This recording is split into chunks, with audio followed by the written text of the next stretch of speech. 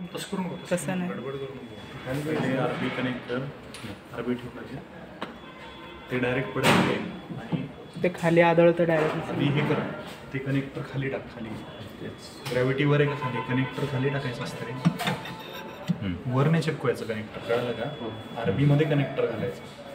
आता तुम्ही हे वर इथे लावला ना, हे इथे टाकायचं होतं, कारण समजा तो असं लावला आणि एकटा असला, सोडायला गेल्यावर पडणार ना ते खाली कुठे. ग्रॅव्हिटी काय खाली, जास्त दाबू नको, डायरेक्टली प्रेस बस. ओके, ते सोडून आता कंडेन्सर लावा. हे क्लोज केलं तरी चालतंय किंवा एंट्री का आता होतं. हां हां, क्लोज केलं तरी चालतंय. तर कंडेन्सर लावा. म्हणजे नीडल वगैरे टाकायचं नीडल वगैरे. कंडेन्सर कुठे येईल?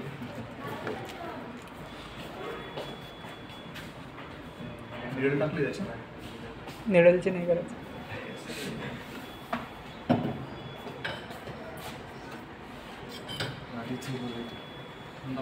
धरतो व्हिडिओ व्यवस्थित कर. ते पण ते लावून नका, नीडल टाकायचे. निडल टाकावं लागेल सर. विदाऊट निडल आमची रिॲक्शन विदाऊट निडल होते. हां. मला वाटतं कोर्सली दिसतं ते कशाला टाका. आधी टाकलं होतं का? नाही, त्या दिवसाला टाकलं ते टाकलं होतं का? मग घे की पोर्सली पहिल्याच टाकायचं रे, कनेक्ट करायचं सगळं करून ठेवायचं. ₹1,50,000 घ्यायचं असं खराब झालं त्याला कनेक्ट करायचं असते ते. म्हणजे ॲक्च्युअल आता आपण काय होतं इथे प्रॉब्लेम नाही आपल्याला. ॲक्च्युअल टेम्परेचर हा आहे आणि त्याच्या आतमध्ये जाते असं रिॲक्शन मिक्सरमध्ये, म्हणजे आपलं टेम्परेचर कनेक्ट करायचं. आणि हे रिॲक्शनचं म्हणजे तुला रिॲक्शनचं आपलं टेम्परेचर. इथे जो T1 सेन्सर आहे ना, T1 सेन्सर हा T1 आणि T2 जो आहे ना तो इनबिल्ट आहे. मला ते इथे होते तो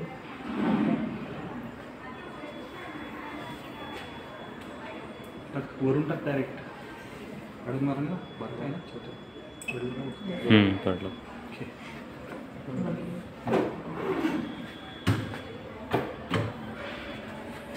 पहिले हे कनेक्ट करून घेते नको तसं इनलेट आउटलेट. इनलेट याला असेल इनलेट.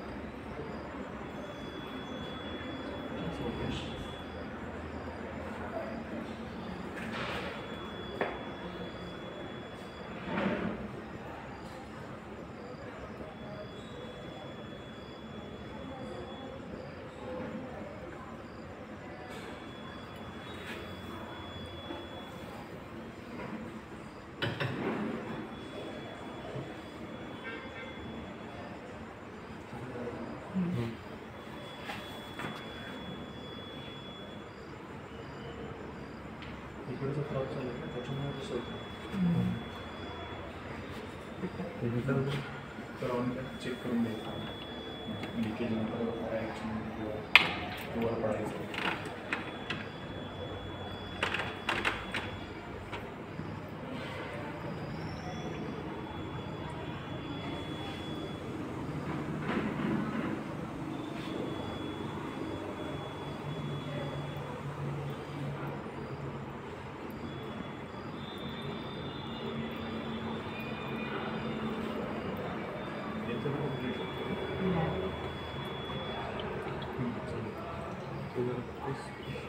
इनलेट उलटा लावला उलट झालं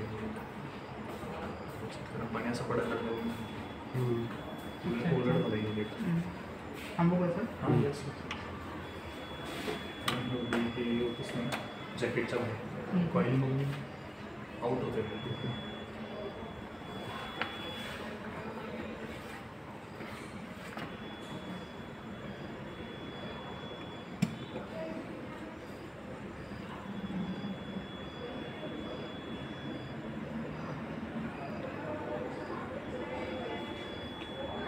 इकडे जाऊन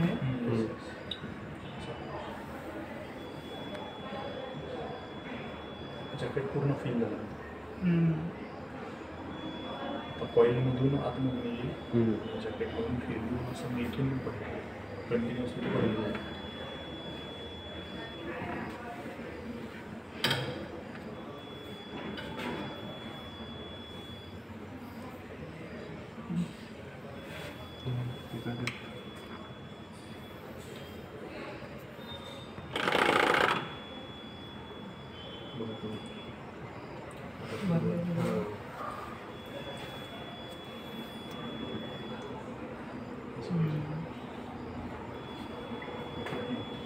हे ऑन करायचं मशीन असायला ना. नाही सर ते पण करायचं. व्हिडिओ कॉल तर हे ऑन केलं त्याला पासवर्ड आहे 1 2 3 6 प्रोग्राम त्याच्यानंतर वेव्हमध्ये जायचं पॅरामीटर्स ठरवायचे. तुम्हाला हे पहिलं जे आहे पहिलं एक नंबर जे आहे ते रीच होण्यासाठी म्हणजे समजा जे काय मला आता 250 वॅट आहे 100 डिग्री सेल्सिअसला 5 मिनिटमध्ये रीच होणार. तिथून पुढचं सेकंड जे आहे ते होल्ड करणार म्हणजे 20 मिनिट्स 250ला 100 डिग्री होल्ड करणार. आणि तिसरं म्हणजे ते कूलडाऊन ते त्याचं इनबिल्ट पण आहे त्याला 10 मिनिट घेते ते कूलिंग त्याचं असा प्रोग्राम आहे. आता मग काय तुम्हाला इनपुट द्यायचे ते टेम्परेचर पॉवर आणि टेम्परेचर ठरवलं की तुम्ही 70 टेम्परेचर 70 डबल केले की मेन 70. तर हे ऑलरेडी सिलेक्ट केलं म्हणून 70. ओके किती वॅट वॅटबद्दल काय सांगितलं मला? वॅटबद्दल वॅट नॉर्मल वॅट असं तसं 70 डिग्री सेल्सिअसला किती असतं? असं नसतं. वॅट आपण 1200 पण देऊ शकतो 1200पर्यंत देऊ शकतो 100पासून. वॅटचा इफेक्ट काय होतो सर? वॅट तर सगळ्यांना महत्त्वाचं मायक्रोवेव्ह जेवढं हायर वॅट असेल तेवढे रिॲक्शन फास्ट होते. म्हणजे ते मी नाही सांगू शकत. रिॲक्शन टू रिॲक्शन डिपेंड करतं. जेव्हा रिॲक्शन आपण 250-300 डिग्रीला करतो त्याच्याऐवजी जर मायक्रोवेव्ह पॉवर जास्त दिली आपण तर कमी डिग्री टेम्परेचरला पण रिॲक्शन होतं. त्याच्यामुळे वॅट तुम्ही ठरवा लागायचं. 250 होतो. किती मिनटात रीच व्हायला पाहिजे टेम्परेचर? 5 मिनिट ठीक आहे. कोल्ड पण 250ला 70ला असं 70 तसंच ते हे जे पॅरामीटर आहे हे तर ठीक आहे. त्याला तुम्ही फार जास्त नाही केलं टेम्परेचर हॅटवर तुमचा सगळ्यात ओके. म्हणजे कमी वाटला पण लवकर रिएक्शन जास्त रिएक्शन होऊ शकते ते त्यामुळे ते सेट करायचं असतं. किती रिएक्शन नाही 10 मिनिटापूर्वी आधी बघू कसं होतं 10 मिनिट ठेवायचं पहिलं. ऑप्शन आहे 10 मिनिट्स पास म्हणजे आवरमध्ये आवर्स मिनिट सेकंड्स आणि हे सेव्ह करायचं. सगळे जे पॅरामीटर मी चेंज केले 5 मिनिट ठेवलं 270 10 मिनिट रिएक्शन 270 सेव्ह करणार आणि ते सेव्हचं ऑप्शन आहे त्याला तुम्ही नाव देऊ शकता. त्या पॉईंटला इथे इमेज जी दाखवते ते तुम्हाला चेंज करायचं चेंज करा तुमचं नाव केलं जो कोण होतं त्या नाव टाकून शॉर्टकट्स ABZ असे काही तुमचे सरणी AM टाका AM म्हणजे हे इथे सेव्ह असतं. तुम्हाला प्रोग्राम तुमचा शोधू शकता. तुम्हाला प्रत्येक वेळी पॅरामीटर सेव्ह करायची गरज नसते. सेव्ह फाईल सगळं व्यवस्थित आहे. सांगितलं हे करणं काय म्हणते ते टी